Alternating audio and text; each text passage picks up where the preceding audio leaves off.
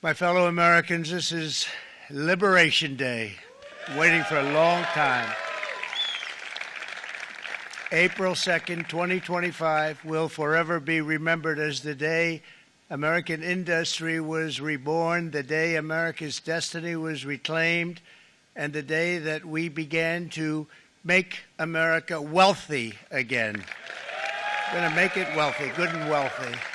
Thanks, Ed. So, if you look at that, China, first row, China, 67%. That's tariffs charged to the USA, including currency manipulation and trade barriers. So, well, we'll see what happens with China. We would love to be able to work a deal. They've really taken advantage of our country for a long period of time. They've ripped us off beyond anybody, nobody. How people stood for it, sitting in my position, is not even believable. And we're talking about many presidents, not just a couple. But they did, and all we're doing is putting it back in shape. We're resetting the table. But I love the countries of Europe. I love all countries, frankly, all different. But European Union's been, it was formed in order to screw the United States. I mean, look, let's be honest. The European Union was formed in order to screw the United States. That's the purpose of it. And they've done a good job of it, but now I'm president. I'm not going to say, oh, I'm going to play hardball with China. I'm going to play hardball with you, President Xi. No. We're going to be very nice. They're going to be very nice. And don't let some of these politicians go around saying, because I'm telling you, these countries are calling us up, kissing my ass. They are dying to make a deal. Please, sir, make a deal. I'll do anything, sir. The very beginning of the war. You're not in a good position. You don't have the cards right now. With us, you start having cards. Playing cards. Right now, you don't. You're playing cards. You're playing cards. Serious. You're gambling with the lives of millions of people. You're gambling with World War III. You're gambling with World War III. Your country's in big trouble. Can I Wait a minute. No. You've done a lot of talking. Your country is in big trouble. I know. You're not winning. You're not winning this. You have a damn good chance of coming out okay because of us. Mr. President. Zelensky admits that half of the money that we sent them is missing. They don't know where the money is. He said, well, we don't know where half of it is. That's great. Wonderful. A dictator without elections.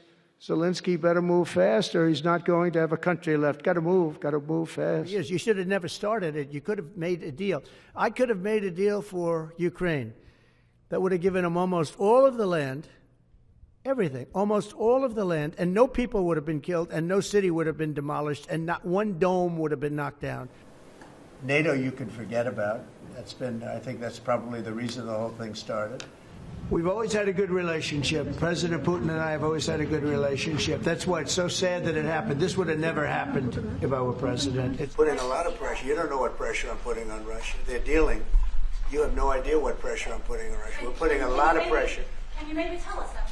We're putting a lot of pressure on Russia, and Russia knows that, and some people that are close to it know, or he wouldn't be talking right now. This is a national security presidential memorandum that seeks to impose maximum pressure on the government of the Islamic Republic of Iran. I'm signing this, and hopefully it will be a document which won't be very important, will hardly have to be used. So what kind of deal would you be prepared to make? Well, we're going to see. We're going to see. They cannot have a nuclear weapon. And we're going to either have to talk and talk it out, or very bad things are going to happen to Iran, and I don't want that to happen. We have an opportunity to do something that could be phenomenal, and I don't want to be cute, I don't want to be a wise guy, but the Riviera of the Middle East, this could be something that could be so bad, this could be so magnificent, and I believe if I didn't become your president, I believe that this country would have had problems like they've never had before, because it was serious damage in so many other ways, not only the border where people came rushing into our country from prisons and jails and mental institutions, murderers, drug dealers, and some vicious criminals. 11,088 murderers came into our country. We have to get them out. We're getting them out. Look, from Florida, well, most of it it's called America. And vast majority, like big numbers. So I'm just admiring it as I look at it. I'm getting teary-eyed, but I don't want you to say Trump broke down and started crying. No, how beautiful is that? Look at the shoreline. Look at that. That's America.